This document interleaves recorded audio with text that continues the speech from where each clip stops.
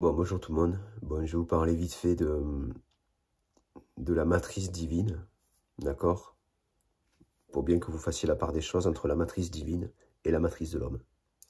La matrice divine marche sur un profil de vérité. La matrice divine, c'est quelque chose, à l'époque pharaonique, on appelait ça les lois de Ma'at. Quand on est dans les lois de Ma'at, on est dans les lois de la vérité cosmique, des lois de la vérité, de la justice divine.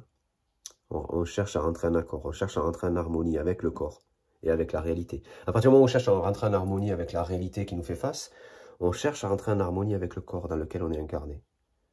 Vous savez, plus on rentre avec une vérité, vous avez un ordinateur. Si vous cherchez à comprendre l'ordinateur, en essayant vous-même de le reconstruire, vous allez tout casser. Vous voyez ce que je veux dire? C'est juste une question logique.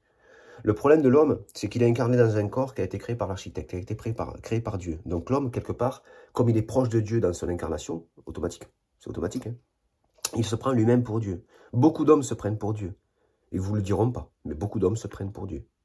Sauf qu'ils ne sont pas Dieu, parce qu'ils n'ont pas la puissance et la force, et surtout l'intelligence d'avoir créé ce corps. Ils n'ont pas le cerveau qui a créé ce corps. C'est pas eux qui ont créé le cerveau, en fait. Ils utilisent le cerveau, mais ils l'ont pas créé. C'est là où l'homme ne comprend pas. Il y a celui qui l'a créé. Alors, je vous laisse imaginer, créer le cerveau. Créer quelque chose pour héberger l'intelligence. Essayez de comprendre un petit peu le truc. Imaginez l'intelligence supérieure au-delà, au-dessus de cette boîte qui enferme l'intelligence de l'homme. Système neuronal central. SNC, je crois que c'est comme ça qu'on l'appelle normalement. Système nerveux central. Imaginez qu'il y a une intelligence supérieure à celle qui se manifeste pour l'avoir créée. Vous voyez ce que je veux dire? Donc, quelque part, quand on est un homme, on n'a pas la possibilité mentalement de créer ce corps-là. Donc, on n'a pas la possibilité de comprendre réellement la matrice de Dieu. La matrice de l'homme et la matrice de Dieu, donc c'est une logique, vous savez, c'est un petit peu comme le principe d'équilibre. À la base, on a un équilibre cosmique. Mais comme on n'a pas de vue cet équilibre cosmique, on a besoin d'un équilibre social. On se crée un équilibre social. C'est ce qui nous permet de rester, on va dire, stable dans notre réalité, quelque part. Hein, parce que des violeurs, des tueurs, des meurtriers, il y en a de tous les côtés. Des voleurs, c'est pareil. On a de tout. On a de tout. Donc, au final, c'est pas si stable qu'on le pense. Donc, notre côté famille, notre côté père, mère, notre côté frère, sœur, tout ça, c'est notre statut tel qu'on le prend, c'est ce que nous avons créé, c'est tel que nous l'avons fait, tel que nous l'avons manifesté. C'est un petit peu la matrice de l'homme aujourd'hui, qui est un petit peu son équilibre. Mais dans tout ça, si vous voulez, l'homme manifeste naturellement ce qui existe déjà dans l'au-delà.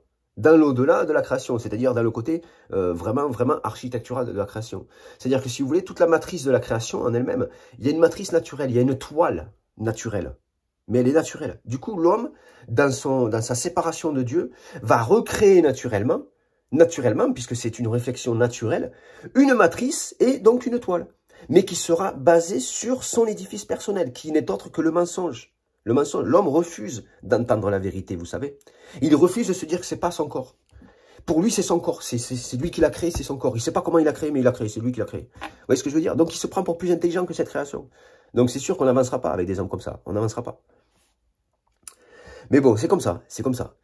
Donc, si vous voulez, c'est ce principe-là que l'homme va héberger en lui, d'être dans le contraire de Dieu, et donc il va remanifester dans la création quelque chose qui va être un labyrinthe personnel, qui va être son propre labyrinthe personnel, et qui va être sa propre façon de voir les choses.